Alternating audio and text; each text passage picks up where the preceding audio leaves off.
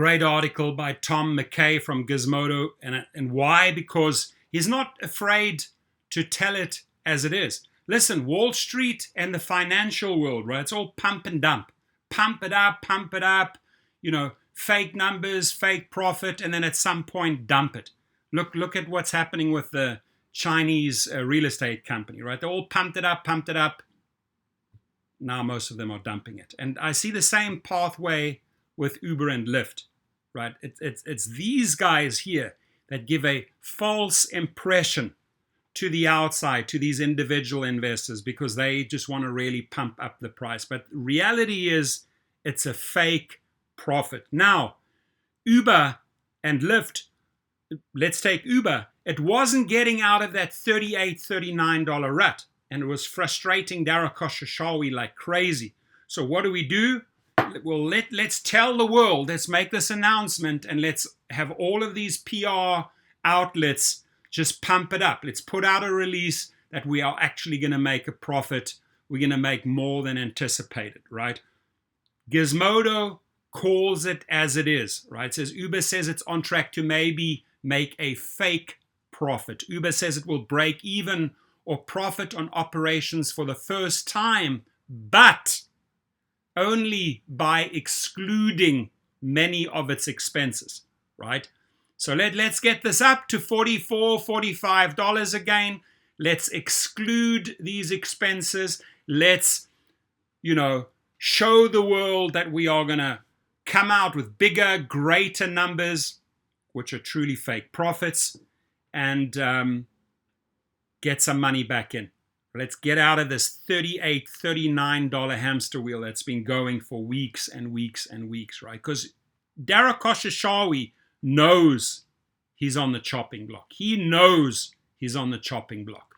Uber says it's set to break even or make an operating profit for the first time ever ahead of schedule, on paper, so long as you squint your eyes at the books in the Uber-approved way. It's just a brilliant, truthful opening line, right? According to Reuters, Uber said on Tuesday that it expects to break even, all just expectations, even this quarter, according to its definition of adjusted EBITDA, or earnings before interest, taxes, depreciation, and amortization. This is more or less a fancy way of saying that Uber claims to be making money before you factor in all these things, which historically has meant it wasn't. Uber is projecting anywhere from a profit to a loss of 25 million on the adjusted EBITDA, or some say EBITDA, basis for the third quarter of 2021, up from a prior estimate that would continue to lose $100 million. So, what is Wall Street? What is the financial world? What do all these hedge managers do? Oh, yeah, we can support this lie. Why? Because you're going to make money from your clients. So guess what? Like Uber's on the up and up. We've got to buy in. They make a percentage on every one of these transactions, right? So they're going to completely pump and juice up the numbers that Uber is selling these individuals. It's sickening. The company is rotting from the inside. People are leaving the ship. Engineers are leaving. Executives are leaving. And they're still portraying this picture to the outside world. Hey, all is healthy. No, it's not. MK & Partners analyst Rohit Kulkarni told Reuters that this is a clear, positive sign for Uber. Stop bullshitting, Rohit. Stop bullshitting your clients. That's true because the company has, by normal accounting standards, shed billions for years as if dollars were fire ants trying to climb its legs. As TechCrunch noted in 2020, it lost $6.7 billion by normal accounting rules, but managed, listen to this, to slim that number down to $2.7 billion by applying its extremely generous definition of adjusted EBITDA as follows. We define adjusted EBITDA as net income loss excluding income loss from discontinued operations, net of income taxes, net income loss attributable to non-controlling interest, net of tax provisions for benefit from income taxes, income loss from equity method investments, interest expense, other income expenses, net depreciation and amortization, stock-based compensation expenses, certain legal tax and regulatory reserve changes and settlements, goodwill and asset impairments, loss on sale of assets, acquisition and financing related expenses, restructuring and related charges, and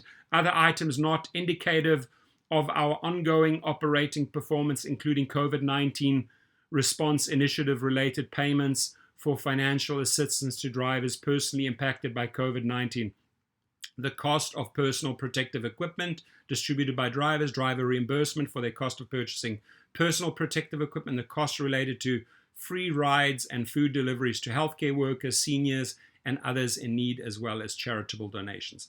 Look at the many ways they can fudge the numbers, right? TechCrunch noted it is extremely unusual for a company to list 12 separate categories of exclusion in adjusted EBITDA, EBITDA, although breaking even by that metric has become Uber's main pitch to investors as it continually fails to actually make money. Investors, let me tell you what you are.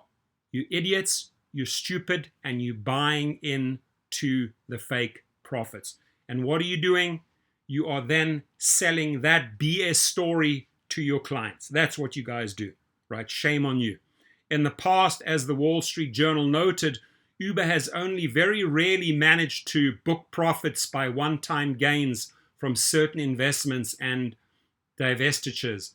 Those examples include merging its operations in Russia and South Asia with competitors in 2018, or in the second quarter of 2021, its investment in Chinese ride-hail firm Didi, which Uber was conveniently able to post right before Chinese regulators took actions that slashed its shares by over 50%. Remember how they timed that?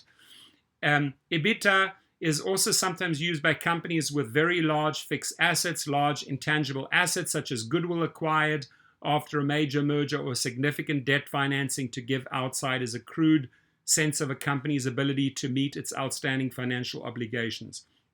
Uber has none of these characteristics. Transportation analyst Hubert Horan wrote on Naked Capitalism in February 2020. More importantly, Uber's reported EBITDA numbers exclude billions of expenses other than interest, taxes, depreciation, and amortization.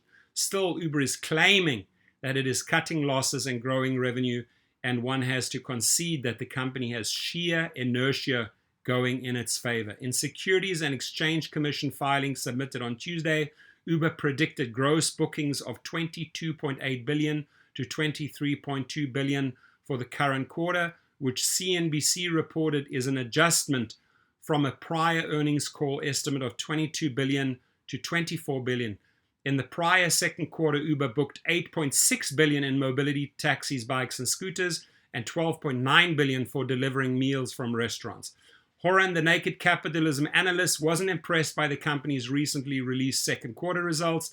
It is impossible to estimate the separate profitability of ride-sharing and food delivery, or how the profitability of each business is changing over time from the very limited data Uber includes in its SEC filings, Horan added in a post this month. But despite major flaws in the metric used, food delivery appears to be a financial disaster that significantly reduces Uber's GAAP, generally accepted accounting principles, net income. Even after excluding large chunks of relevant costs, the contribution margin of food delivery was negative 10% in the first half of 2021 and was 30 margin points worse than ride sharing. Some of the reasons Uber has become so tantalizingly close to making a theoretical, heavily adjusted profitable include massive layoffs as well as skyrocketing costs for rides and jaw-dropping fees for food delivery. Note that despite relying on a vast network of human misery, all this has failed to generate real profit, not fake profit, right? So far for anyone but executives and investors who cash out during its many stock fluctuations. Pump it up and dump it. That's what it is. They're making money through those fluctuations, and they will sell that story all day long. Uber stock was up by 12.5% as of early Tuesday afternoon as investors continued to roll the dice Its price of almost $45 a share was far lower than its peaks of over $60 earlier in 2021, but at least far better than the start of the pandemic in the US in March 2020 when it hit below $15 a share. So they make money on these ups and downs. They will gladly play the violin, the fiddle. They will gladly dance to Dara Khosrowshahi's fake tune, right? Because they make money in the process. The bottom line is this company is far, far from profitable, ladies and gentlemen.